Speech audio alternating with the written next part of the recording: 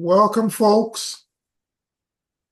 It's episode 9 of your favorite podcast on the subject of the American system of political economy.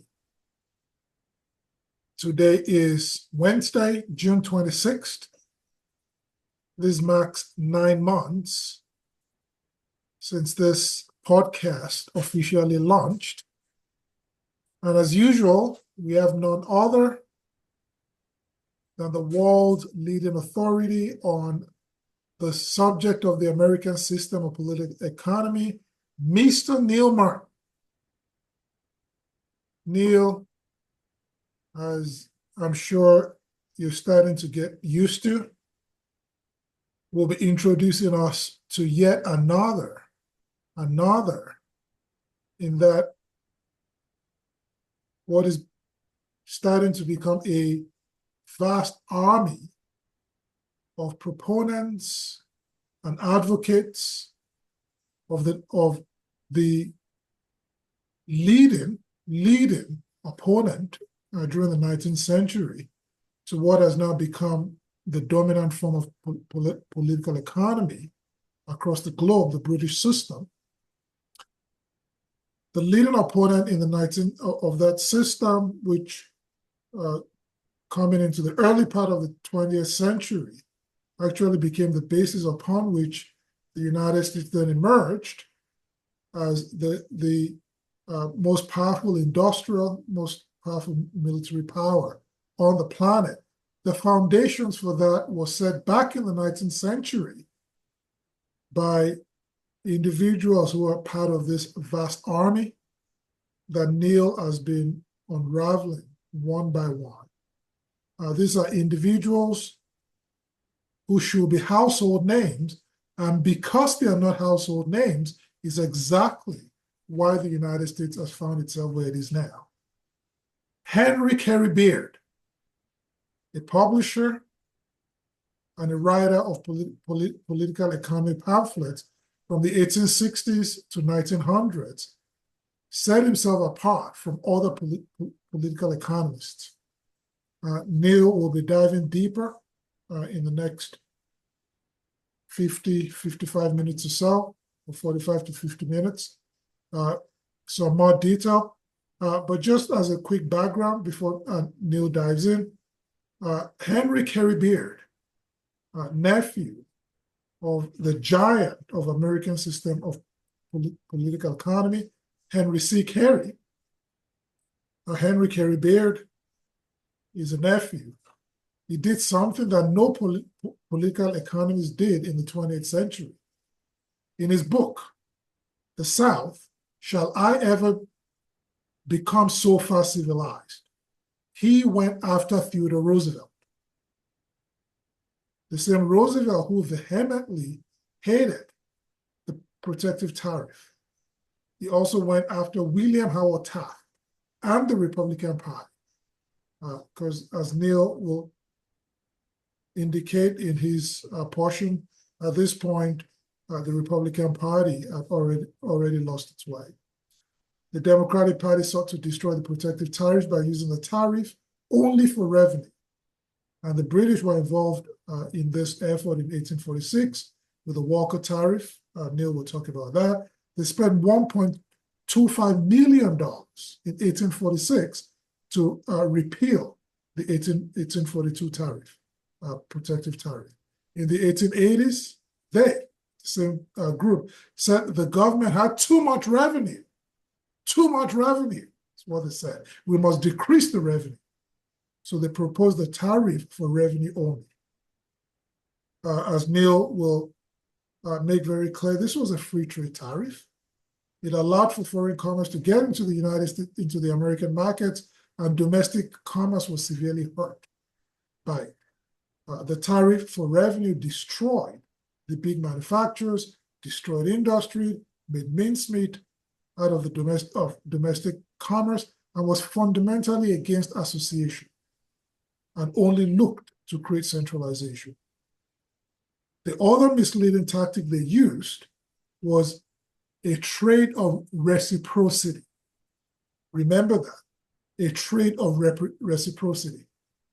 Then in 1908, something happened that shook the United States political scene. The Republican Party, under the leadership of the Redcoats, said, we need tariff revision. Well, the Republican Party was the party of protection. That is what any observer will say. They would also say the Democratic Party was a party of free trade, but now there was a united front to destroy the Dingley tariff, if not in one stroke, but over time. And that the beginning of that was the tariff revision. The tariff revision was a step to get into free trade. The fact that they use the word tariff does not really, it's not just talking about protection. Protective tariff, that's about protection. So there's a lot of political fighting. There's a way that you can measure the political fighting of the person. We look at them, the British and their lapdogs. We cannot take our eyes away from what Henry Carey Baird did in defending the Dingley tariff.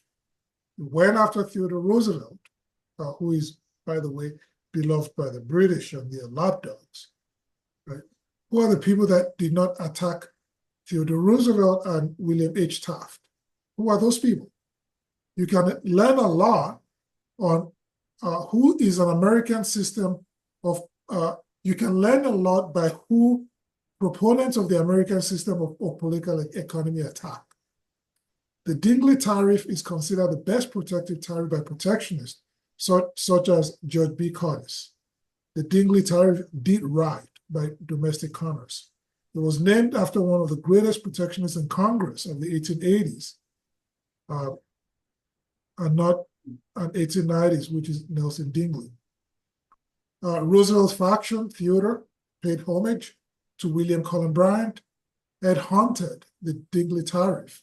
And I'm not quite sure if the Republican Party ever fought this. What we do know is that Henry Carey Baird, he did a phenomenal job. Baird exposed Theodore Roosevelt, exposed William Howard Taft, refuted Thomas Jefferson, and spoke about Henry Carey's greatest contribution to political economy, the law of association, which Carey also called commerce, that is domestic commerce. So that's my introduction. I took more time than I expected, but now to the man you all came to listen to, the one and only leading authority on the American system of political economy, Mr. Neil Martin. Neil, please take it away. Hello. So this presentation is going to be quite something. We're going to be talking about Henry Carey Baird. And what Henry Carey Baird did in this pamphlet, also entitled Hands Off the Dingley Tariff, was that he defended the best tariff that the United States of America ever had. The Dingley tariff, named after Nelson Dingley. The Dingley tariff was a target of the Redcoats, otherwise known as the William Cullen Bryant faction in the Republican Party. Alan Salisbury, in his Civil War and the American System, points out the role that the free trade Tory William Cullen Bryant, the role he played in trying to sabotage the Lincoln government. William Cullen Bryant was a free trader. He hated the greenback too, right? Now, the first person that we're going to talk about is going to be Theodore Roosevelt, a British lapdog. He is not original concerning free trade thought. He just following a script, right? So here's what Henry Carey Baird says. Victor, can you go to the slide, please?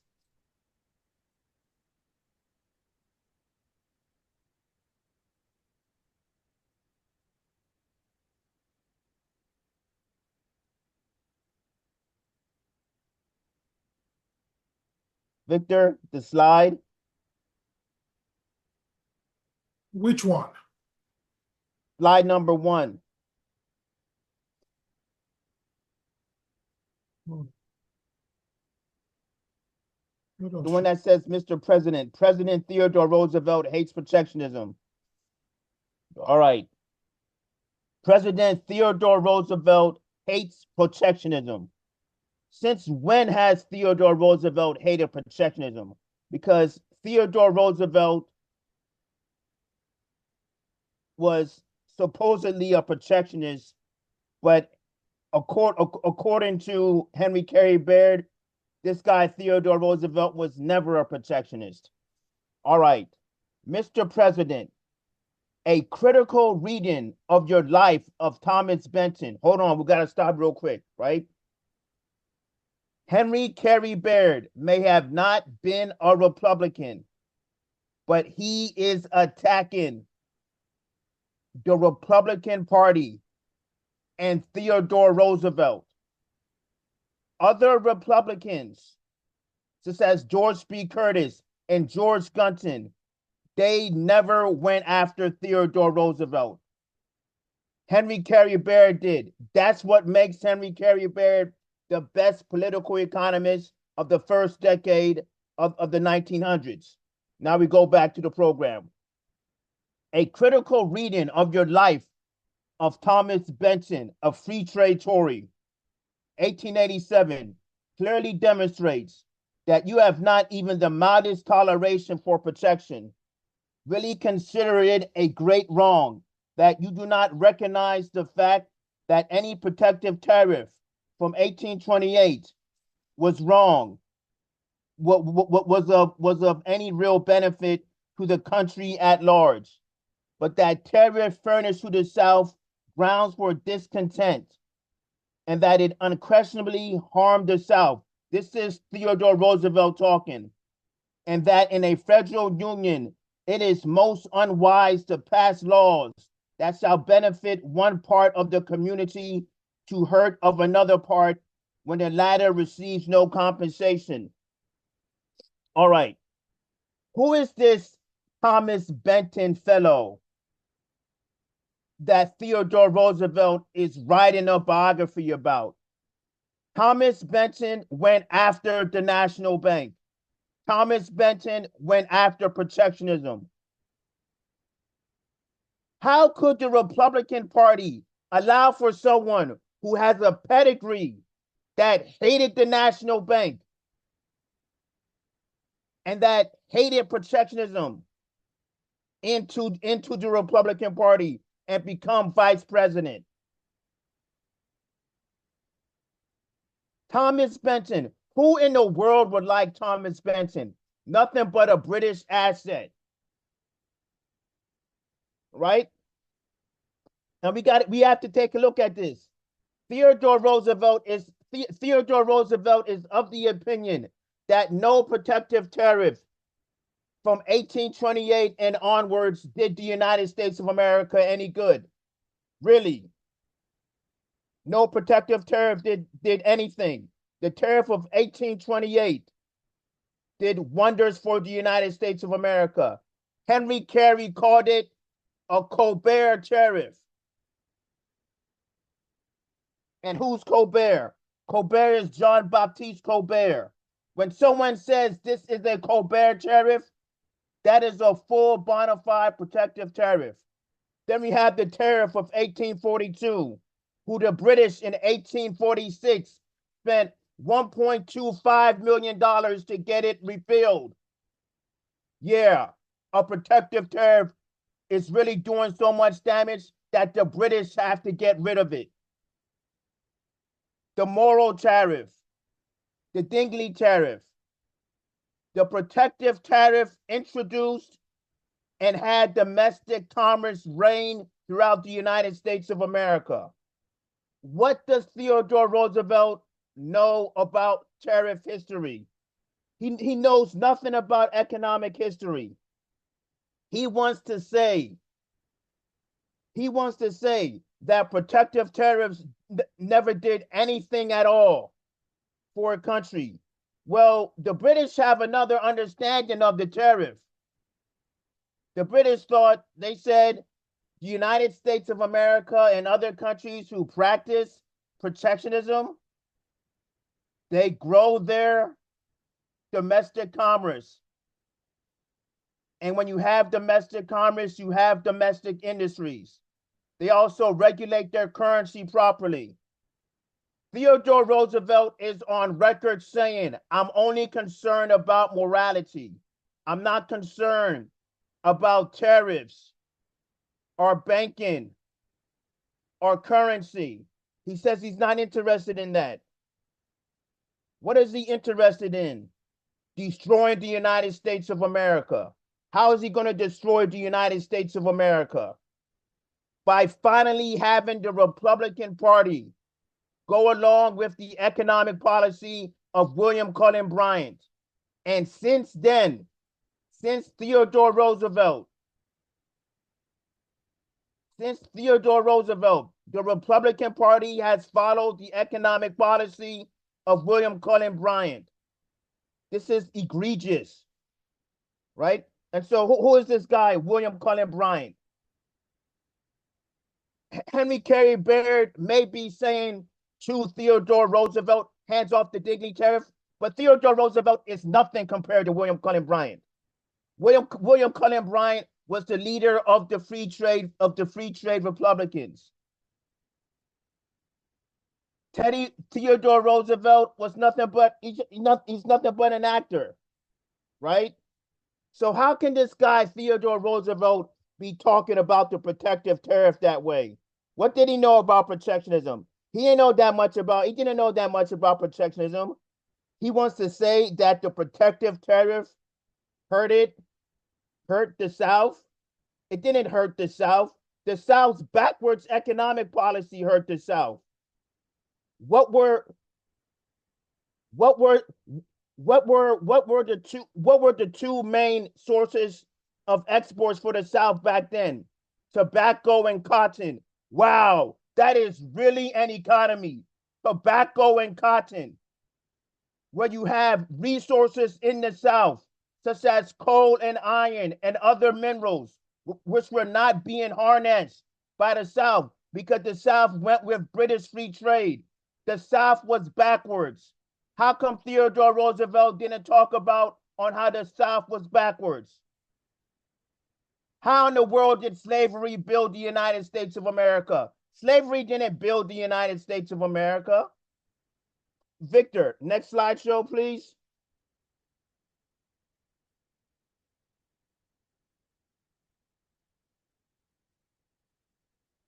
How valuable is Henry Carey's law of association? The law of association is the one great, broad, overshadowing fact of human existence, and of which existence it keeps control. It is to the world of humanity what the law of gravitation is to the world and universe of matter.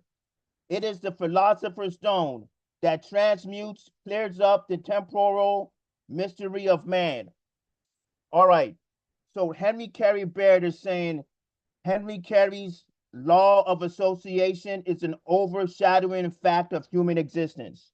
You have to talk about the law of association. Henry Carey Baird says it's to humanity what the law of gravitation is to the world. That's pretty big. But you know what?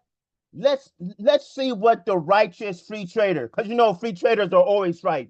Free traders know more about protective tariffs and the American system than these minor political economists, such as Henry Carey and Alexander Hamilton. They really don't know that much about protectionism and the American system. Let's take a look at what a free trader would say. Because listen, I trust free traders. I don't trust protectionists. Theodore Roosevelt was right on the mark when he was attacking protectionism. So we have these two British lapdogs by the name of Arnold Green, who wrote a biography about Henry Carey. Blatant sophistry and blatant lying. He went so far as in to say Henry Carey's theory of association, which is domestic commerce, was nothing more than centralization.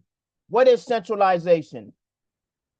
Centralization is an economic policy that is void of domestic commerce. Centralization doesn't develop resources. Centralization sure as hell doesn't circulate the currency. Centralization doesn't utilize public credit properly. Centralization doesn't make mankind make the earth the great labor savings bank, right? So where did Arnold Green get this this twisted satanic view of association?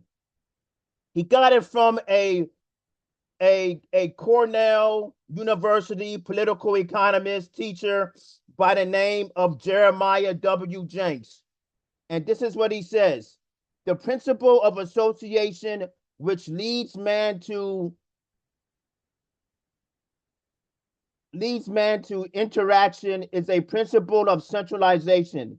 And if this principle should lead to what he says frequently that it does lead, all people will concentrate in the same spot.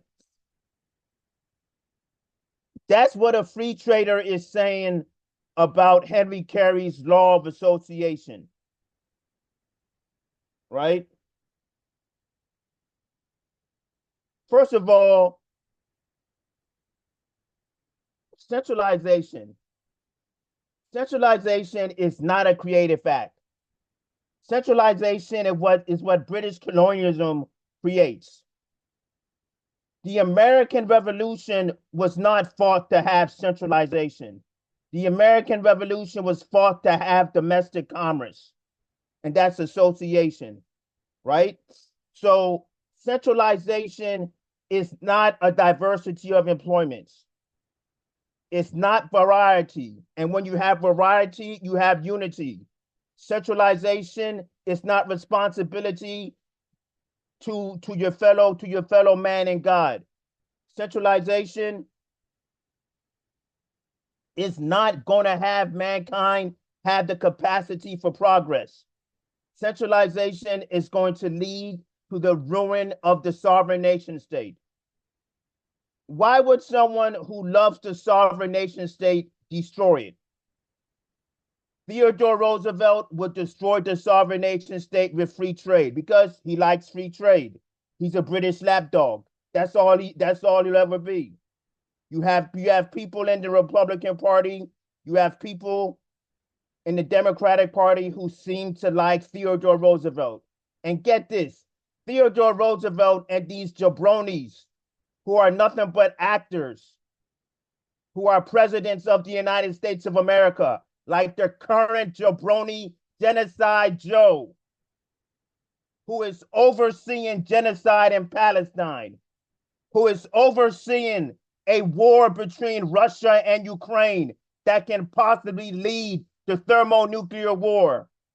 That's the type of president Theodore Roosevelt is. There is no difference between Theodore Roosevelt and Joe Biden. I personally think Theodore Roosevelt is a little bit more evil, right? So this guy, Theodore Roosevelt, how can this guy, Theodore Roosevelt, be seen as someone that wants association? He doesn't want association. Arnold Green, Jeremiah W. Jenks, what they are doing, they are providing cover for presidents like Theodore Roosevelt to get off the hook. If you had competent economic historians and political economists, they will be attacking Theodore Roosevelt. They will be attacking Joseph Biden, Genocide Joe who wants thermonuclear war with Russia. That's what a political economist would be doing. If Henry Carey Baird was alive and well, I sure as hell know that he'll be going after Joseph Biden. He'll be going after him. He'll be going after the heads of states of Europe too. Next slideshow, Victor. All right. free trade is diametrically opposed to the power of association. So absolutely are all the systems of political economy and social science attempts to solve the problem that arise out of the operation of the law of association, that any system that whatsoever that ignores this law as its true basic principle is ipso facto false and misleading and unfit for serious consideration. Thus does the dogma that calls itself free trade fall, because not only is the law ignored by the dismal philosopher, but the dogma is in direct conflict with the law of association. Okay. So Henry Carey Baird is saying, if it ignores the law of association, it can't be taken for serious consideration. All the school of free trade does and all the school of communism and socialism does is completely ignore and whitewash the American system of political economy. They have economists such as Michael Hudson, economic historians such as Michael Hudson, who doesn't want to give Henry C. Carey credit at all whatsoever, doesn't want to talk about American system economists, but they want to talk about jabronis, right? They want to talk about Henry George. They want to talk about Simon Patton, but they refuse to talk about Henry Carey. And what Henry Carey Baird is saying, right? If anyone has read Henry Carey, his Principles of Social Science, and they're looking at this pamphlet, the South, shall it ever become so far civilized, they will see that Henry Carey Baird is following in the footsteps of Henry C. Carey. Now, Henry Carey Baird also says, you know, they're doing more than ignoring the American system of political economy and the law of association. He says that the dogma of free trade is in direct conflict with association. So how will we go about proving that free trade is in direct conflict with the law of association? Well, there's this political economist, late, he died in 2019, Lyndon LaRouche. Do we see European heads of states and Genocide Joe talking about LaRouche's 4 economic laws, Glass-Steagall, national banking, public credit to increase the energy flux density of the economy, finally entering the nuclear age, finally having a bona fide manned space program, and finally launching a crash program to develop fusion power? We don't see these jabronis talking about that. We see them talking about fighting climate change. We see them talking about, oh, we have to do something about China. Oh, we have to do something about Russia, right? What are the other policies that LaRouche introduced throughout his lifetime that the transatlantic system rejected? And by them rejecting it, the transatlantic system said, we don't care about Henry Carey's power of association, law of association. LaRouche had the Oasis plan that he introduced in the 1970s, which we're pushing again with this crisis in Palestine. Do we see Genocide Joe, Benjamin Netanyahu, a redcoat, heads of states of Europe, talking about the Oasis plan? No, we don't see them talking about it. They don't talk about economic development. If they spoke about economic development, they would have to understand association, but they are fundamentally against that. Then we have the Eurasian Land Bridge, LaRouche's Eurasian Land Bridge, which China adopted, and they renamed it the Belt and Road Initiative? Is the European Union and the United States of America the transatlantic system? Are they in favor of the Belt and Road Initiative? No, they are not in favor of the Belt and Road Initiative. What are they in favor for? They're in favor for war. They're in favor for thermonuclear war. That's the only thing they are in favor of. I don't want to hear this crap about climate change. Climate change is a tall tale. It's not real, right? Okay, Victor, you can go to the next slideshow.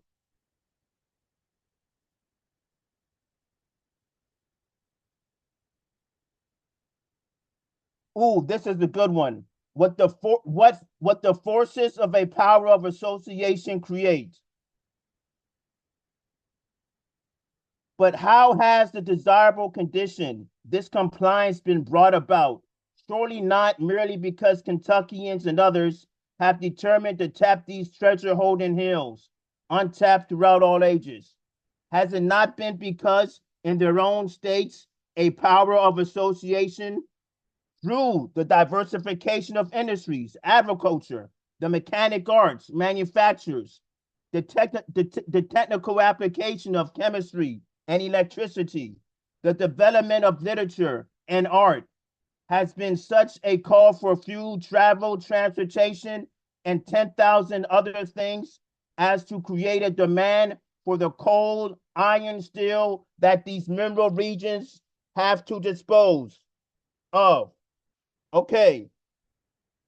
The treasure holding hills, untapping them. Why were they done so late? These mineral regions in the South were not being developed in the early 19th century. They weren't being developed in the 1830s, 1840s, 1850s. You know why they weren't being developed in the 1830s, 1840s, and 1850s? It's because you had the slaveocracy, which Thomas Benton represented, which Theodore Roosevelt was a slut of. He was a concubine of the slaveocracy. And you have people in the United States of America, historians today, praising this jabroni, Theodore Roosevelt, praising this guy, Thomas Benton. Their economic policy did not develop the South, right? Henry Carey Baird is saying the power of association, what does it create, right? The power of association is not colonialism. It's not centralization. Does association need a diversity of employments? Yes. Does centralization need that? No, they don't need that. Does centralization make the natural resources of the country come to life? Does it have the greatest resource of them all to make Earth a great labor savings bank?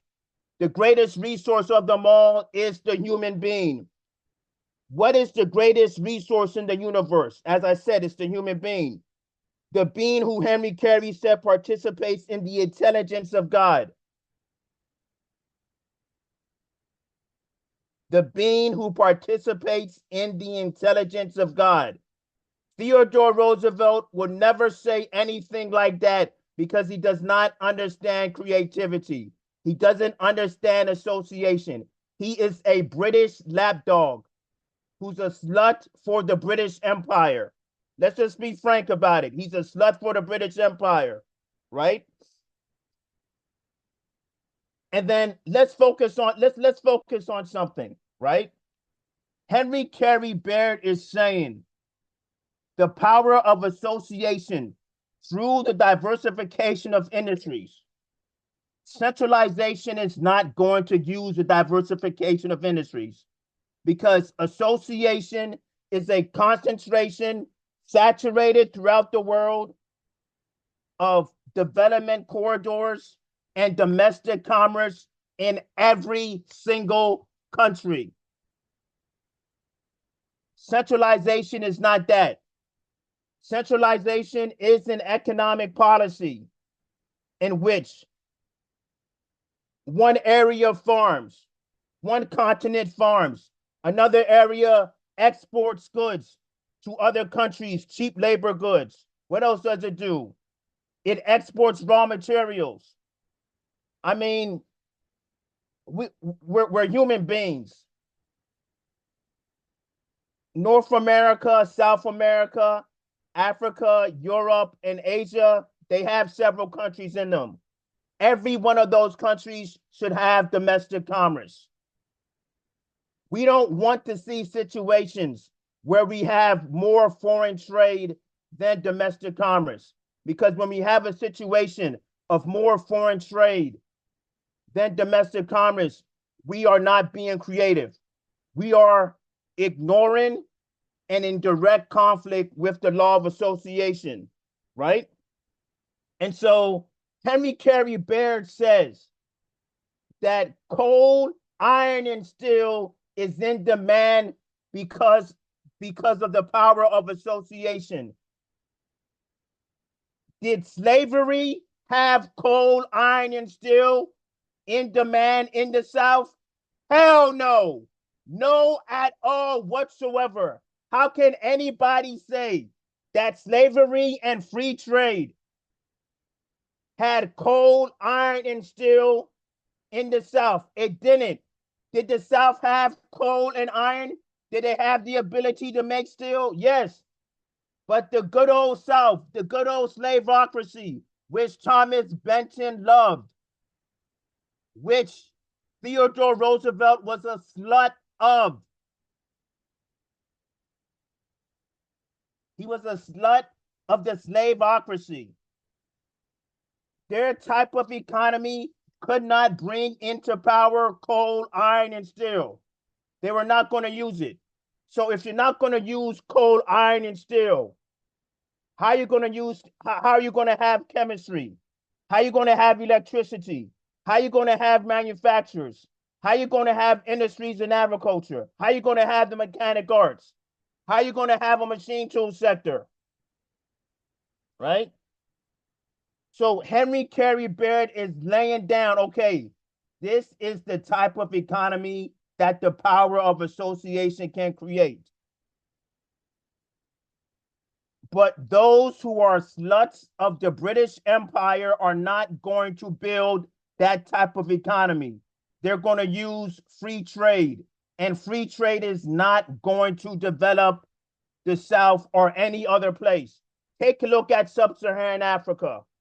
The only type of trade agreements that the United States of America and Europe is signing with Africa is you're going to export goods to us off of free trade. What about trade for technological purposes? What about technological transfers? The transatlantic system doesn't want that type of trade.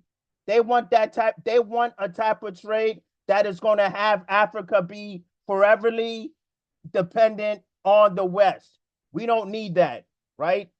We need to see what a power of association can create. Next slide show, Victor. I think we have the economic diagram. Next slide show, Victor. Okay, here we have the economic diagram, right? Okay, so the economic diagram, we have to the far left, we have paper and rags, right? You see this big, huge gap. That means rags are valueless. Paper is expensive. Then we have slavery. Land is valueless. Take a look at the top of circulation. The circulation of the currency is nowhere in centralization. It's nowhere at all, right? Then we go in the middle. We go to the middle of Pittsburgh and Philadelphia.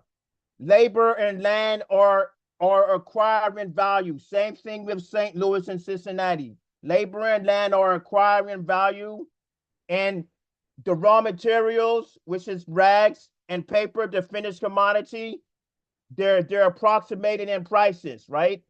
We see a circulation of the currency happening. We see domestic commerce becoming a force. And then we go to New York. Things get a whole lot better. Then we go to Massachusetts. We see freedom, land, and high value. Was this the case in the South?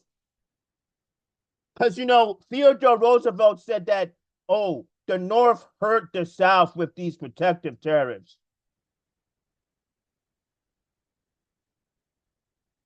Would white people in the South, would they want centralization or would they want association? If they wanted centralization, they were dumber than hillbillies. They were just completely backwards. You would have to choose. Land has a value. Raw materials have values, as in they're worth something, and man has freedom. That's the economic diagram. We're going to go back to the economic diagram. Victor, go to the next slideshow, please.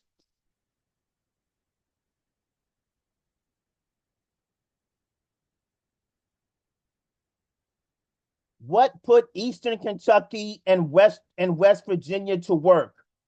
Through the law of association, there is a perfect harmony of all true interests, each alike, given and receiving.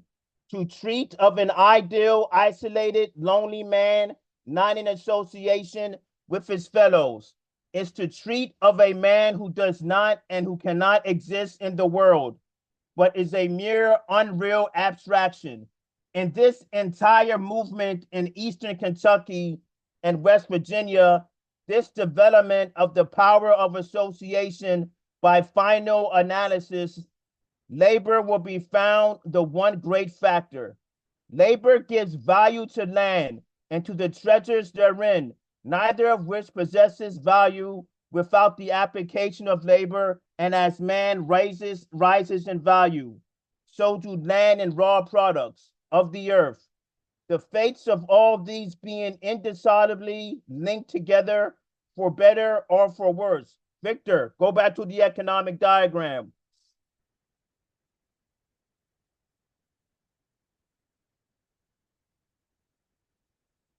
Victor, can you go back to the economic diagram?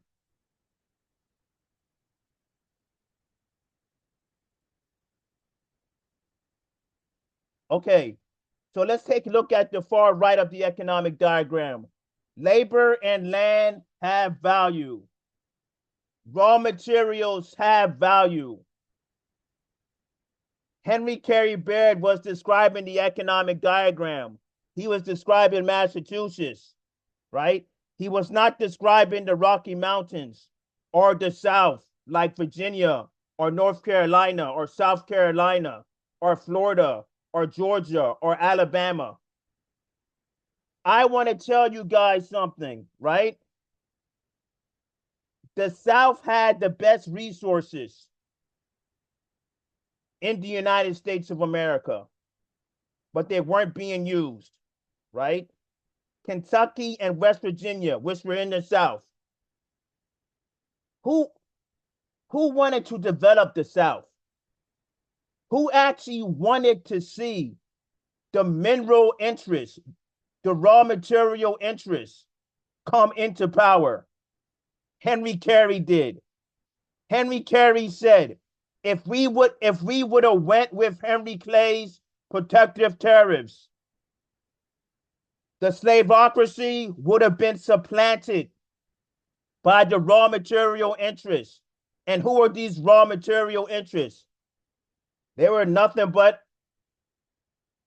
people who Henry Carey was organizing, people who actually wanted to see the South develop, right? And so we have Kentucky and West Virginia. Kentucky and West Virginia are not at the Rocky Mountains. They're probably at Cincinnati, right?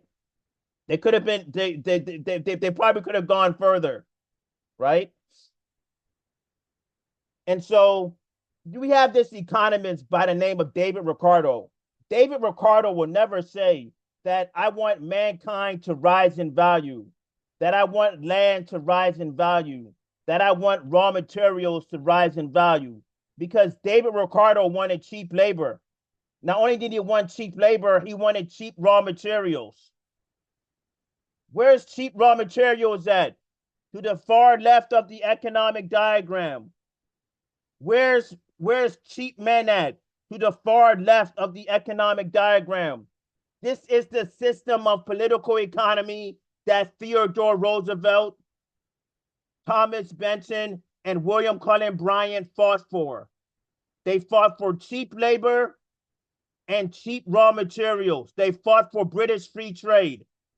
And Theodore Roosevelt has to be exposed because of this. Okay, Victor, we can go on break.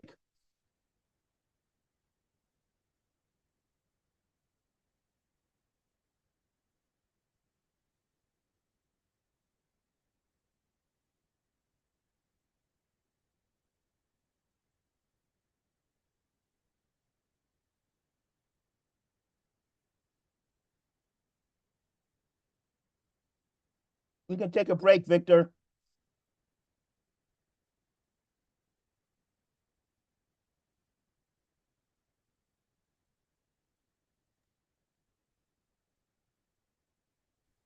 So this is going to be a really, really short break because we're getting close to 8 o'clock, and I believe we have, if I'm not mistaken, we have about 4 more slides. about 4 slides to go. But I'm sure you've picked up quite a few gems so far. But since we're running short on time, I'm not going to run my motor mouth. I'm going to turn it back to Neil if Neil is ready to take us to the conclusion of this awesome, amazing presentation. Are you ready, Neil? Yeah. Let me share where we are. Is this the right location? Oh, yeah. What is a revision of the Dingley tariff? Okay. What is a revision of the Dingley tariff? In 1908, the Republican Party, officially sluts of the British Empire, we're now saying we want tariff revision of the Dingley tariff, the best tariff that the United States of America ever had, right? And here's the quote. This is the Republican Party at their convention. This is very historical. The Republican Party declares unequivocally for a revision of the tariff by a special session of Congress immediately following the inauguration of the next president, and commends the steps already taken to this end in the work assigned to the appropriate committees of Congress, which are now investigating the operation and effect of existing schedules. In all tariff legislation, all true principle of protection is best maintained by the imposition of such duties as will equal the difference between the cost of production at home and abroad, together with a reasonable profit to American industries. Okay, so what has the Republican Party just said? They said they want to revise the tariff. They're not talking about improving the tariff. They're not talking about improving domestic commerce or increasing domestic commerce. They're talking about crushing domestic commerce.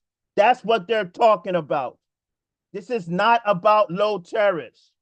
You have stupid historians who say, oh, yeah.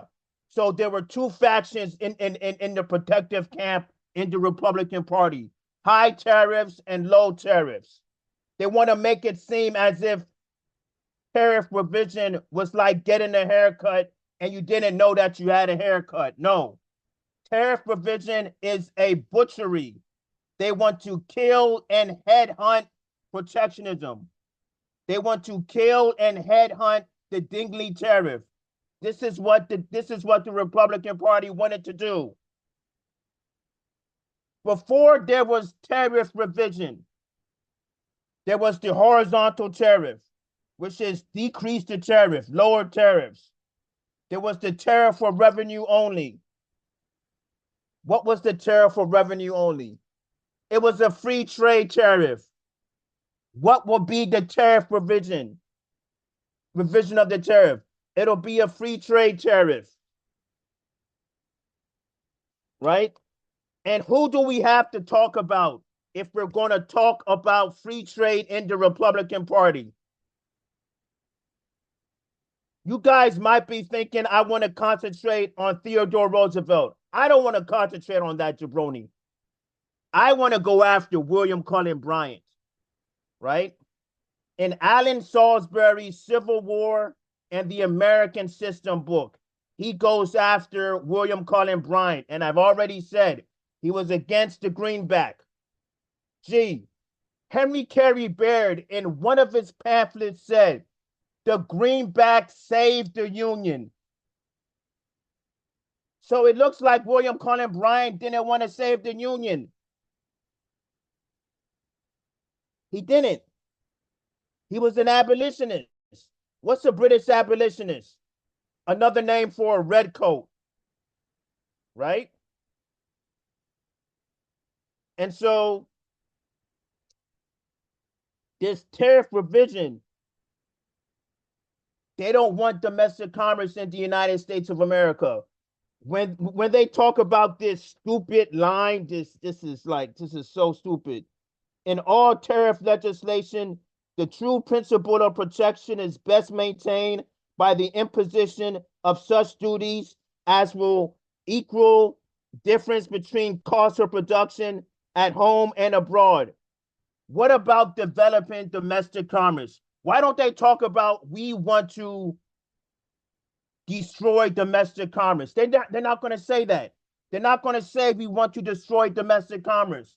They're going to leave domestic commerce out of it, right?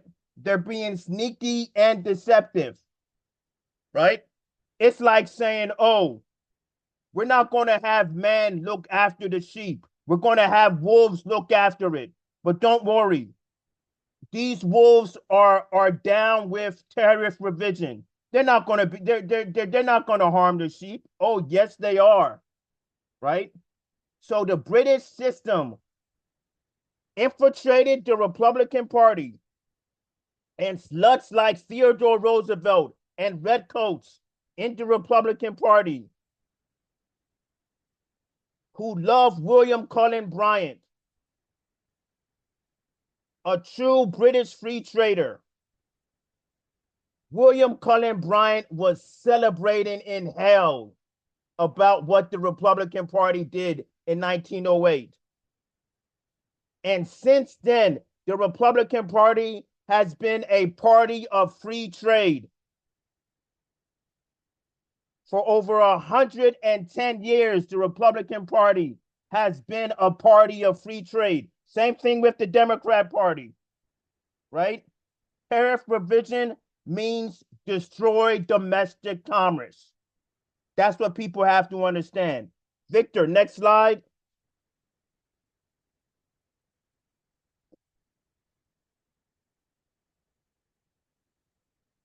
William Taft favors foreign commerce. Now, who is this William Taft guy? William Taft became president, right? Here's what Henry Carey Baird has to say about William Taft. Mr. Taft being unwilling to trust to home competition. He has no knowledge of the mighty difference between it and foreign competition.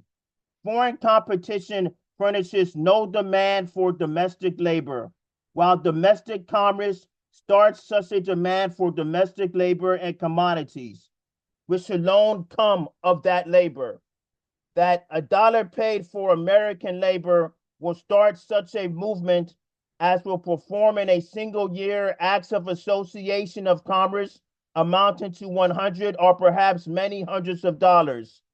And this is the secret of the beneficent working of the Dingley tariff, with which Mr. Taft and salons at Chicago would tear to pieces. Okay, so William Howard Taft doesn't understand domestic commerce. He doesn't understand domestic competition. Henry Carey Baird is saying domestic competition means domestic labor. Domestic competition means domestic commerce. Domestic competition means labor is free. Domestic competition means land has value. Domestic competition means that the currency circulates properly, right? Foreign competition is not going to develop resources. It's not going to use the diversity of employments that the United States of America has. Take a look at sub-Saharan Africa. Where do you see a vast field of employments and a diversity of employments in sub-Saharan Africa? You don't see it. Free trade hasn't developed it. The colonial economy hasn't developed it. What is the colonial economy? The colonial economy is let foreign competition do everything. You don't need domestic competition. You don't need domestic commerce. Just have foreign commerce. Just have foreign competition. And then you have situations where the countries are not even developed. You have situations where there's coal, there's iron ore, there's all types of raw materials, and they're not being used. We don't want the raw materials to be solely exported to foreign countries. We want the raw materials to be used in the country of origin, right? We want technological transfers so we can develop countries, right? I don't mind that, right? But foreign competition, I don't want foreign competition. I want domestic competition. I want domestic competition so you can see a rise of domestic labor. All right. And Henry Carey Baird is saying that the salons of Chicago and Mr. Taft want to tear to shreds the Dingley tariff.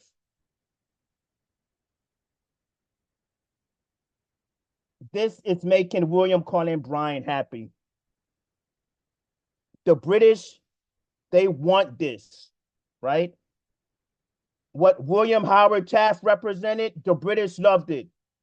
What Theodore Roosevelt represented, the British loved it. What Thomas Benton represented, the British loved it. What William Cullen Bryant represented, the British loved it, right? We have to crush British free trade. Next slide show, Victor.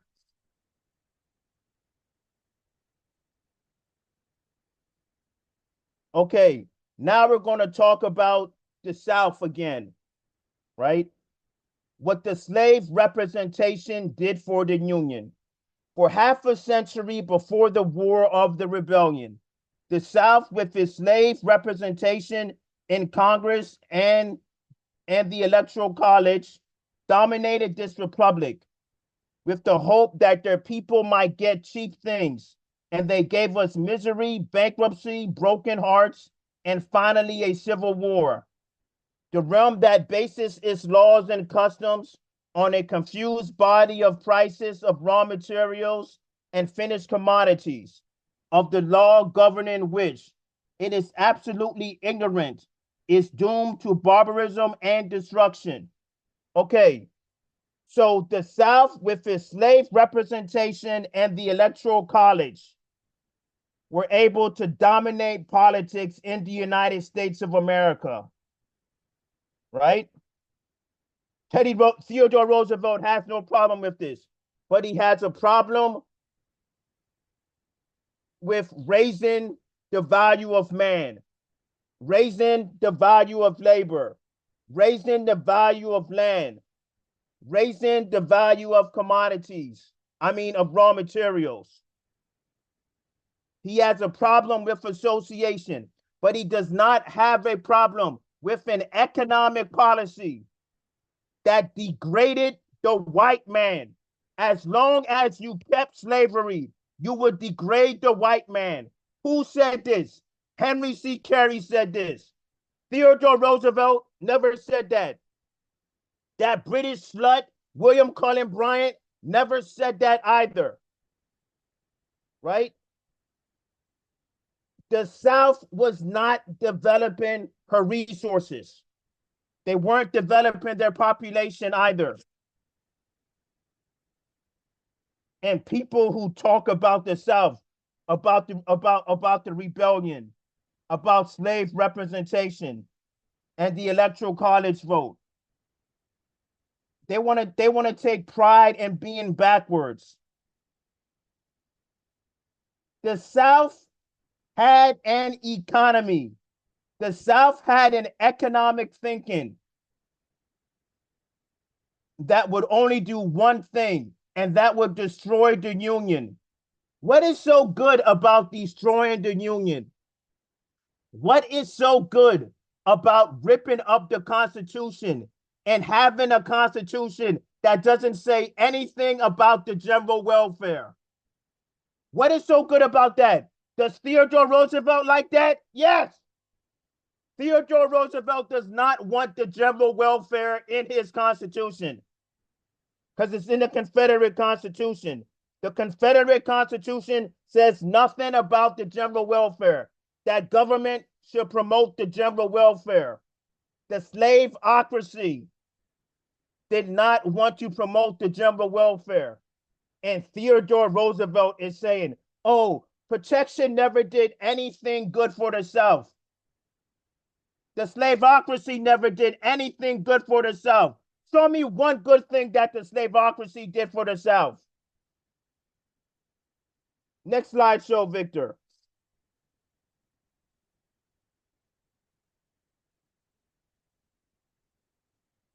All right.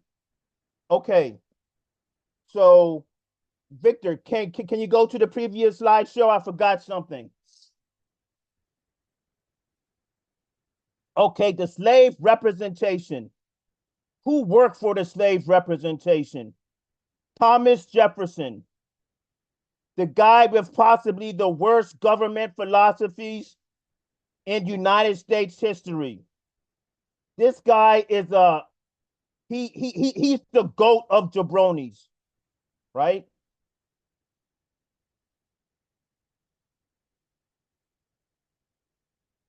Project 1619. Does Project 1619 know the difference between Thomas Jefferson and Alexander Hamilton? No. Does Project 1619 know the difference between the 1789 Constitution and the Confederate Constitution? Hell no. Because if they knew the difference between the 1789 Constitution and the Confederate Constitution, they will be Hamiltonians. But Project 1619, these sluts, they're not Hamiltonians, right? Thomas Jefferson is not a Hamiltonian, right? Henry Carey Baird also goes after Thomas Jefferson. Victor, next slide. What should government legislation do? When Mr. Jefferson in the Declaration of Independence said, we hold these truths to be self-evident, that all men are created equal, that they are endowed by their Creator with certain unalienable rights, that among these are life, liberty, and the pursuit of happiness. He failed to recognize the fundamental principle that the good gifts, one and all, are unattainable beyond the reach of man without the power to comply with the law of association. The exchange of services, commodities, and ideas with his fellow man. The primal, the eldest, the most completely unalienable of all his rights, because comprehending all and singular such rights. Therefore, recognizing the fact that this world as now organized is thoroughly artificial, that trade is war. I repeat, trade is war. It becomes the highest, the greatest, the first of all duties of the state. So to legislate as to protect its people against this cruel, selfish, heartless warfare. Okay. So Henry Carey Baird is saying, Thomas Jefferson, those words that you're saying are flowery words. The only way they can come into effect and be realized is if the government recognizes the power of association and are not in conflict with it, right? The free trader is never going to say that. What Henry Carey Baird just said about the Declaration of Independence and what he just said about Thomas Jefferson, libertarians, communists, socialists, and free traders would never say that because their government philosophy is lacking. Their political economy is lacking, right? They don't want to accept the law of association. They don't know how to organize an economy. If they knew how to organize an economy, one thing would happen. What the next paragraph says, which is very powerful, right? Henry Carey Baird says trade is war. When has a free trader said that free trade is war? They've never said it. I've never seen a free trader say free trade is war. But we have people saying, oh, you're talking about tariffs. That's going to start a war. That's going to start a trade war. What about what free trade has done? What about what the British have done? The British has engaged in economic warfare with all of her trading partners in the 19th century. They had economic warfare with Ireland, genocide. Economic warfare in India, genocide. But the British don't call it that. The British don't call it that. The free traders don't call it that. But I call it that. It was genocide. Trade can be genocide. So free trade is war. It's heartless warfare. This is what Henry Carey Baird is calling free trade. And all those people who are attacking the Dingley tariff, they want heartless warfare. They want free trade. If they get free trade, what's going to follow, right? What's going to follow if we have countries adopting free trade? Thermonuclear war. Take a look at the transatlantic system. Take a look at NATO. NATO's preparing for war with Russia. They're provoking Russia all the time. British free trade has to go, right? We have to bring back the Dingley tariff. More importantly, we have to bring back the American system of political economy. We have to bring back LaRouche's economics. If we do not bring back LaRouche's economics, how is the population going to know about the Dingley tariff? How did I find out about the Dingley tariff? I found out about the Dingley tariff by being a student of LaRouche's economics. Would a free trader or a libertarian or a socialist find out about the Dingley tariff? No. Would they refute Thomas Jefferson? No, they would not refute Thomas Jefferson the way Henry Carey Baird did.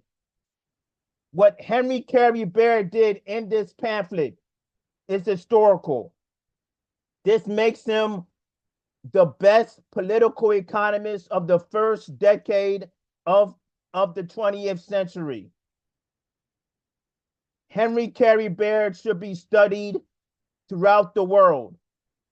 And the British have to be put on notice that the United States of America is no longer going to be a concubine of the British system.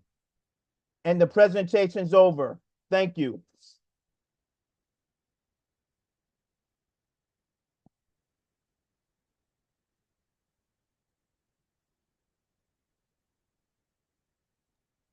let me repeat that. Thank you so much for an awesome presentation, Neil. So guys, there you have it, Henry Carey Baird. That's another addition to a rapidly growing list of proponents and advocates and fighters and warriors who are bequeathed or bequeathed, whatever that term is, our civilization with a gift called the American system of political economy, the most advanced form of political economy the world has ever known. So stay tuned. I'm sure Neil has more gems with Henry Carey Baird came from, where George B. Carter came from, where all of the other fantastic individuals that we're starting to get familiar with, where all of those came from. Fasten your seat belts, episode 10, right, Neil? That's next month is episode 10. Yes. Fasten your seat belts. You're in for the ride of your lives. Once again, thank you for joining us.